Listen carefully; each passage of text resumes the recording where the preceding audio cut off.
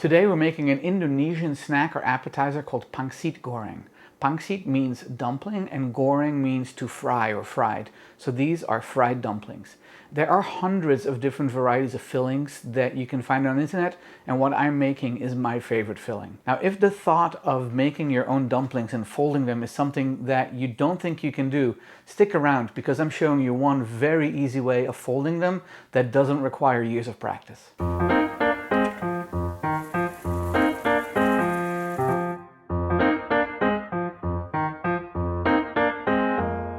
Hi, I'm Toine and welcome to my kitchen. If you're new to this channel, I focus on cooking foods from my home country, the Netherlands, and some of its former colonies, such as Indonesia. These Indonesian fried dumplings were one of my favorite appetizers whenever we would get Indonesian food in the Navy on Wednesdays. Dumplings by themselves are delicious, but when you dip them in a sauce, it gets even better. So after we've made the filling, I will show you two different sauces that you can make to use with these dumplings. We're going to get started with the filling. For this, you will need 500 grams or 1.1 pounds of ground meat. I'm using all ground beef, but if you want, you can use a mixture of pork and beef as well. 2 tablespoons of ketjap manis. I will post a link to a recipe on how to make your own if you can't find it locally. Some sambal ulek. If you can't find sambal ulek, you can use sriracha instead. 1 teaspoon of ground coriander. Fresh nutmeg, some ginger, we're going to grate that, garlic, 2 cloves, celery, and salt and pepper to taste. First thing we have to do is grate some fresh ginger. You cannot really use ginger powder for this because you want that fresh ginger flavor. So to peel ginger, you can use the back of a little spoon to get all of the peel off. It is much easier than any other method I have found. I typically use about a teaspoon of ginger in this recipe, but everyone's taste is different. As they say in the Netherlands, smaken verschillen. So don't just dump it all in. We're gonna just add a little, taste it, and then adjust all the spices and the seasoning until the meat has the flavor profile that you enjoy eating. So I always end up grating a little more than a teaspoon because sometimes when I give it a taste, I just want to have a little bit more ginger flavor. So grate a little bit more than a teaspoon, and then we will use what we want. Next, we're going to grate garlic. I typically put 2 garlic cloves in here, but this one is rather large. So again, we're going to grate them both and don't put it all in at once when we start making the meat. Next, we're going to dice the celery really small and really fine. And we need about a cup's worth. So the way I do that is I cut it lengthwise a couple times, but not all the way to the end, because then they stay together and I don't have to really worry about keeping all those little strands or strips of celery together, and it makes cutting it across a lot easier. I used 1 3/4 stalks, and that yielded a cup of finely chopped celery. Normally, when you season or add spices to something, you will try to taste it as you go, just to make sure that you're not over seasoning or having too much ginger or too much garlic in there. With raw meat, that is a little bit difficult to do. So what we're going to do is I'm going to add just a little bit of the sambal ginger and the garlic in there. We're going to take just a teaspoon worth and fry it up in a little non-stick frying pan real quick, give it a taste, and then adjust as we go on. That way it really is to whatever flavor profile you really like and not just the flavor profile that I personally enjoy. Now, for me, I really enjoy that celery crunch and celery flavor, so I am going to dump in the entire cup of chopped celery as well as the ketchup and the coriander. I'm going to grate some fresh nutmeg. Definitely don't use too much of this. It's a very strong flavor and you don't want to overpower everything with that nutmeg flavor. I'm going to use half of the sambal that I measured out. It's about a teaspoon. And I'm going to use about half of the ginger and half of the garlic. Now, I've made this several times. I think I'm going to add some ginger, garlic, and sambal to it, but you never know. Sometimes depending on the fattiness of the beef, the flavors kind of, you know, come through more or less. So it's always good to taste as you go along, just to make sure that you are getting exactly what you are looking for. So before I add the salt and pepper, I am actually going to mix all this together. Make sure that that ketchup really gets mixed through the meat. You also want to make sure that the celery is evenly distributed in the beef, so that every little dumpling has a couple of pieces of crunchy celery in it. Generous pinch of salt, some black pepper. Put on a fresh pair of gloves and make sure that I mix it all the way through. What I'm going to do is take a little bit and fry it up so I can taste it. One of the reasons that I am using a non-stick skillet rather than a regular skillet is because this way I don't have to add oil to this and get a much purer flavor of what the beef is going to taste like, because I'm not going to add oil when I put it in the dumpling wrapper. I'm just going to let this cook for a few minutes until it's cooked all the way through. I'm going to now taste this little bit of meat that I just cooked to see if I like the seasoning and the flavors and if I need to adjust it at all. It can use a little bit more garlic, so I'm going to add the rest of the garlic. You can definitely tell that there's ginger in it, and while I personally would probably add a little bit more, I know my wife is not as big a fan of ginger as I am, so I'm actually going to leave it where it is right now from a ginger point of view. But the meat can use a little bit more heat, so I'm going to add another teaspoon of the sambal, and nutmeg is good. It doesn't need any salt for sure. It can actually use a little bit more cracked black pepper. I've made this dish enough that I know that this amount of sambal I added and garlic with the salt, with the pepper, is going to be enough, and this is going to be good. If you're not that confident, you can just add a little bit of the garlic and a little bit of the sambal and maybe a little less cracked pepper. Mix it through, fry it up, taste it, and then readjust if necessary. Put on a new pair of gloves. Now that I'm done mixing this through, I am going to cover the bowl with some cling film and then let it marinate in the fridge between 30 minutes and an hour. Time to make the first dipping sauce. This one is a little bit sweet and spicy, and you will need 150 milliliters, 2/3 of a cup of orange juice, half an onion cut into little chunks, a slurry made of 2 teaspoons of water and 2 teaspoons of cornstarch mixed really well. We're going to use that to thicken the sauce with. 3 tablespoons of tomato paste, 2 teaspoons of sambal ulek, 2 garlic cloves, half a teaspoon of salt, and you will also need palm sugar or gula jawa. If you can't find it, you can actually substitute it with just regular brown sugar. Palm sugar is something that you can find in an Asian grocery store. It typically comes in a sleeve like this, and then inside of it you have these cylinders that are pretty hard. So if you want to get a teaspoon out of this, what you're going to use is a knife to just kind of scrape off some of the sugar until you have a teaspoon's worth. So with one of these bricks of sugar, by the way, smell it. It smells so good. You can actually pick up some of the molasses in there. So what you're going to do is use a knife and just kind of scrape off a thin layer. And we only need a teaspoon's worth, so I'm just going to measure and see if this is about a teaspoon. And actually it is, so that's all we need. I have a tablespoon of oil heating up over medium-high heat in a saucepan. I'm going to add my garlic. Just let those fry up a little bit first. We don't want to brown them. I'm going to add the onions. The onions and garlic actually are just here to impart flavor to the sauce. We're going to strain them out at the end. So that's why we can kind of leave it in big chunks, and we can leave the garlic as a whole clove rather than slicing it in little pieces. Love the smell of onions and garlic frying, it's so good. As you can see, the onions are starting to get translucent, so we just have to cook them a little bit longer, and then we're going to add the rest of the ingredients except the cornstarch slurry that goes in all the way at the end. The onions and garlic are just where I want them. The onions have gotten just a little bit soft. Their color is changing, so time to add the rest of the ingredients.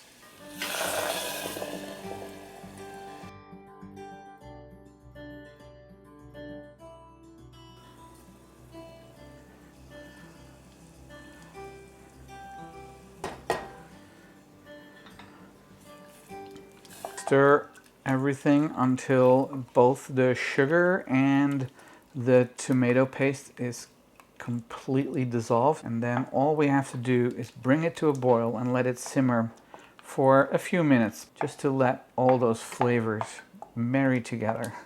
We're going to wait until it hits a boil and then we're going to let it simmer.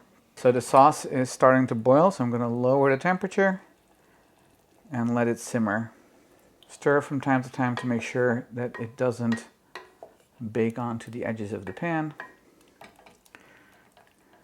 Okay, the sauce has been simmering, so I'm going to just give it a quick taste to see if I need to adjust any of the seasonings.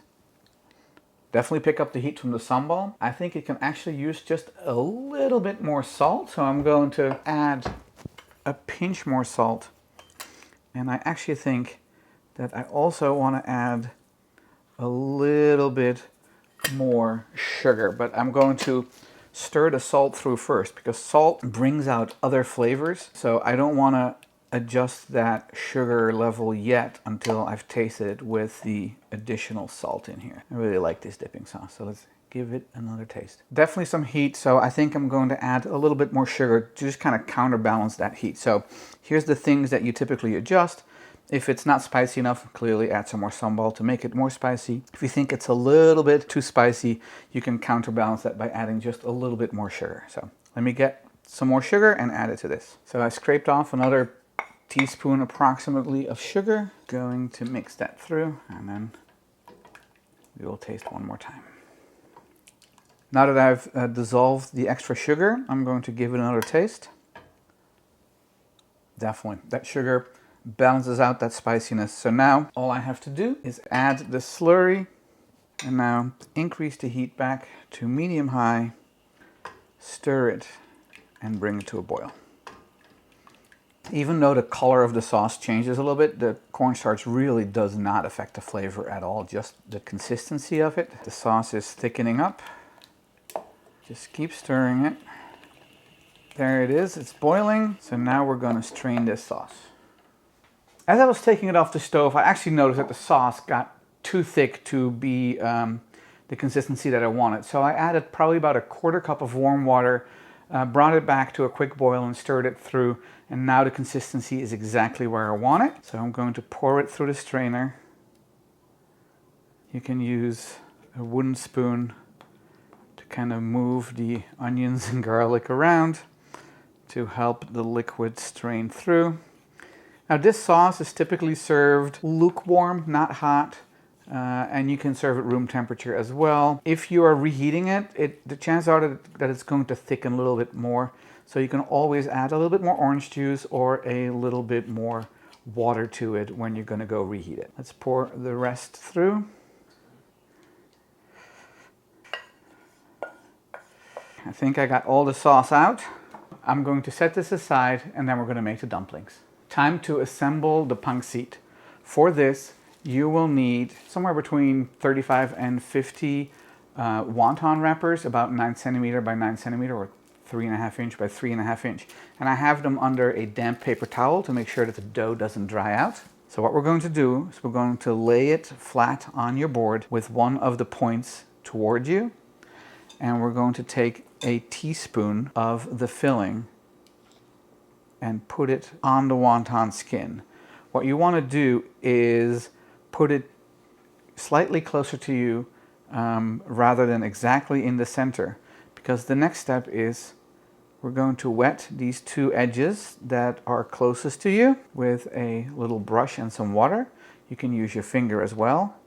And now we fold the point furthest away over, and we're going to squeeze out all the air and make sure it is completely sealed. If you leave air in there, what's going to happen is that they will end up floating in the oil and only one of the sides will get brown where the other side will not get as brown. This is the easiest way of folding them. You don't have to do the fancy folds.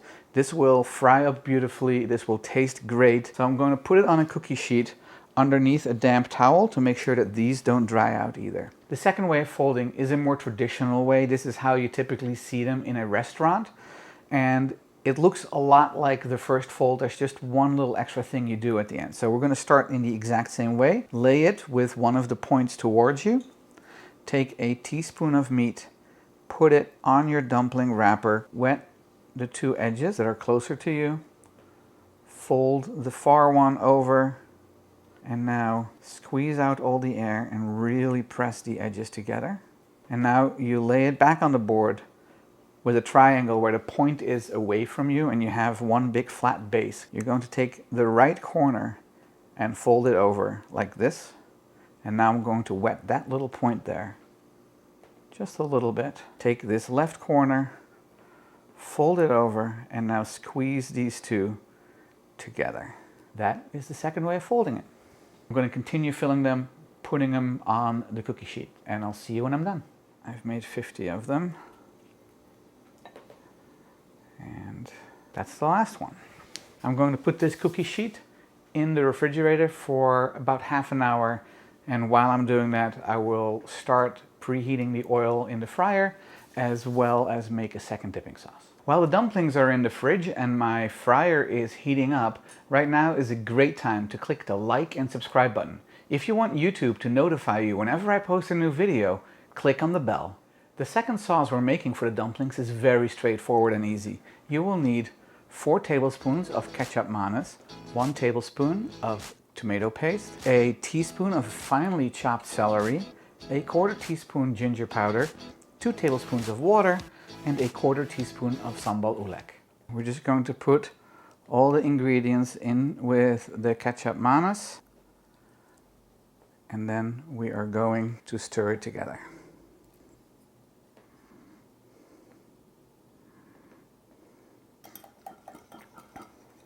Just keep whisking this until there are no more clumps and all the tomato paste is fully incorporated. And it's frying time.